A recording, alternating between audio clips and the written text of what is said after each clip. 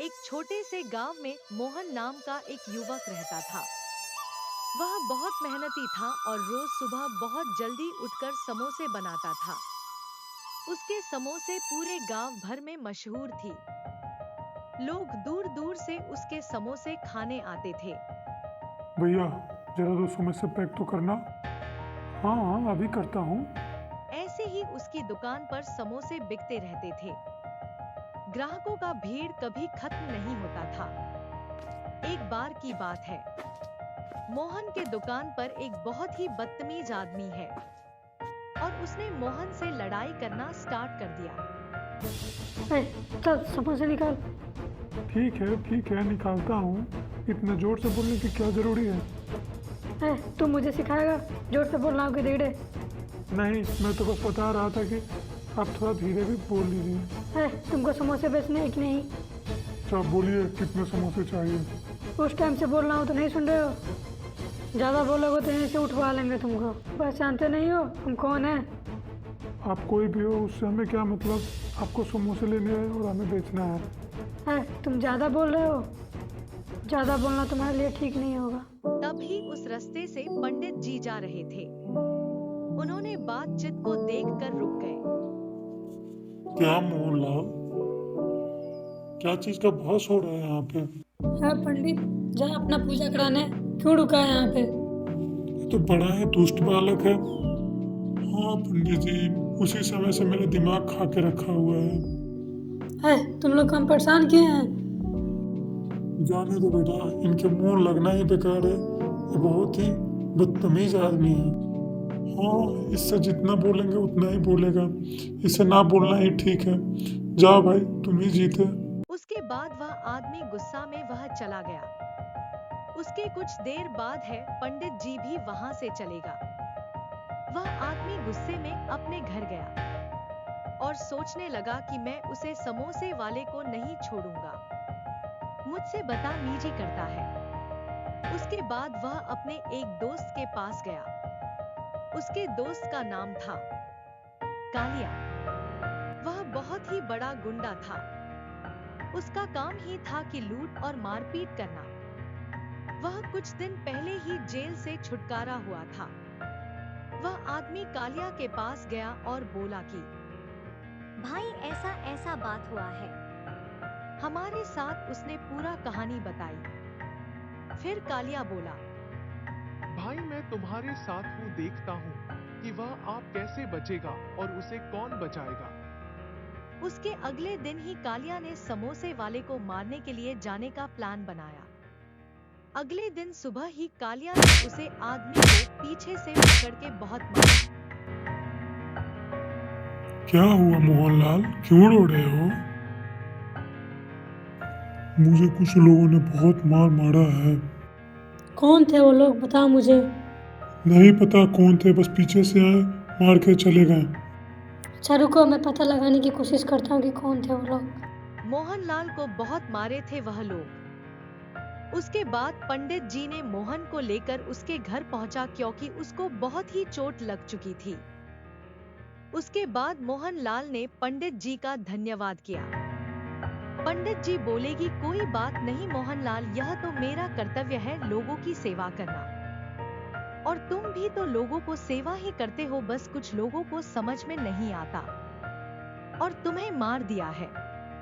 मैं बस पता लगा लेता हूँ ना, तब उनको बताता हूँ कि करने का उन लोगों को जरूर कैसे हुआ।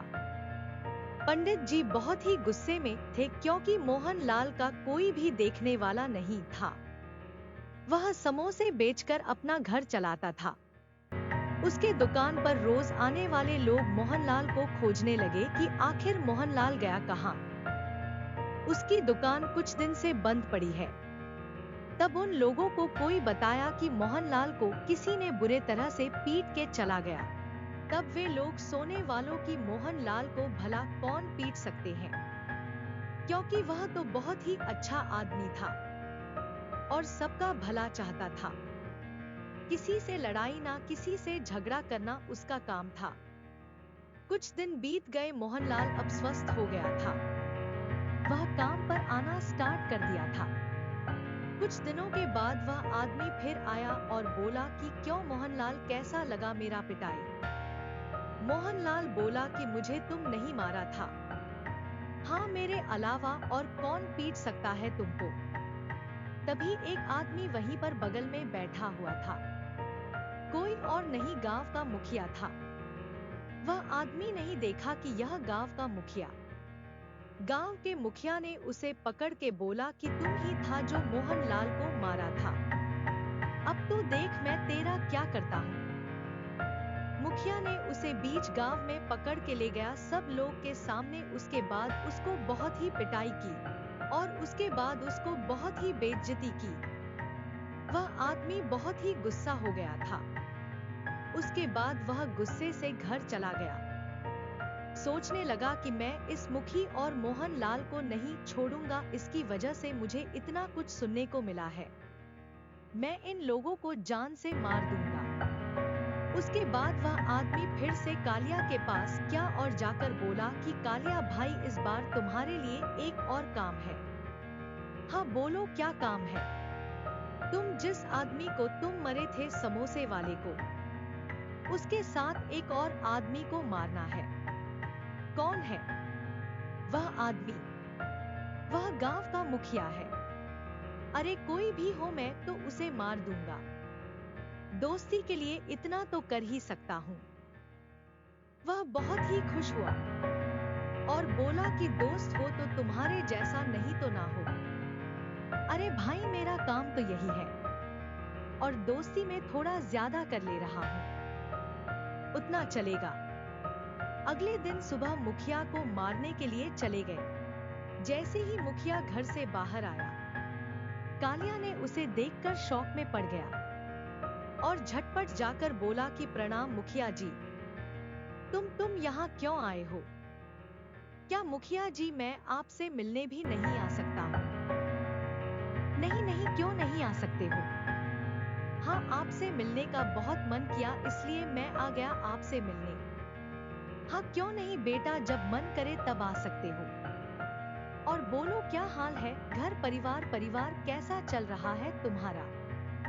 अच्छा मुखिया जी, और तुम्हारा बेटा का क्या हाल है जो हॉस्टल में पढ़ता था? ठीक है मुखिया जी। जी अब मैं चलता हूँ, मेरे घर जाने का समय हो गया है। मैं आया था तो रास्ते में सोचा कि आपने मिलते चालू। कोई बात नहीं, तुम्हारा जब मन करे तब आ सकते हो मुझसे मिलने। इतना सुनते ही कालिया वहां से निकाल कर चला आया। उसके बाद वह आदमी को बोला कि क्यों भाई, क्या हुआ? अरे वह बहुत ही अच्छा आदमी है। तुम्हें कुछ किए होंगे जो तुम्हें वह बहुत डांटे हैं और मरे हैं। मैं तुम्हारा कुछ मदद नहीं कर रहा हूँ। क्यों भाई, डर गए? तुम डर के चले हैं वहां से? नहीं नहीं, मैं डरा नहीं हूँ। तो फिर क्या हुआ है? अरे भाई, वह जो आदमी है जिसे तुम मुखिया जी बोल रहे हो, जब मैं छोटा था मेरे पास खाने के लिए कुछ नहीं था। मेरी माँ एक घर में खाना बनाती थी। ना मेरा खर्चा ना मेरे मम्मी का खर्च चलता था।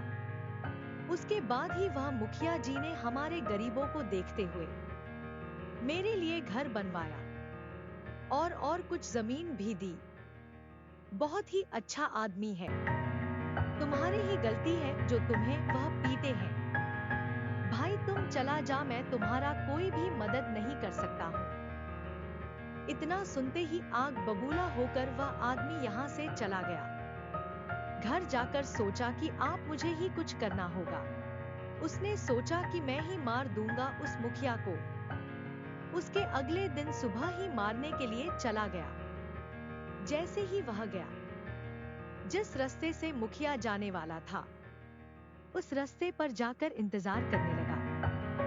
पर उस दिन मुखिया वहां पे नहीं आया क्योंकि उसका तबीयत खराब हो गया था। वह घर पे आया हुआ था। फिर उसने सोचा कि मैं घर पे जाकर ही मार दूंगा उस मुखिया को। जैसे ही वह घर पे गया मारने के लिए, ओह पे मुखिया से मिलने बहुत कोई आता हुआ था। उसमें कालिया भी था। उसके पास तो हमेशा गुण रहता ही था। वह आदमी को देखते ही गोली मार दी उसे। वह आदमी ओही पे मर गया। फिर कालिया ने बताया कि वह क्या काम करता था और यह आदमी कौन था। फिर मुखिया ने कालिया को बोला कि तुम भी अच्छाई के रास्ते पे चलो। फिर कालिया ने उसका बात को मन और गुंडागर्दी छोड़ दिया।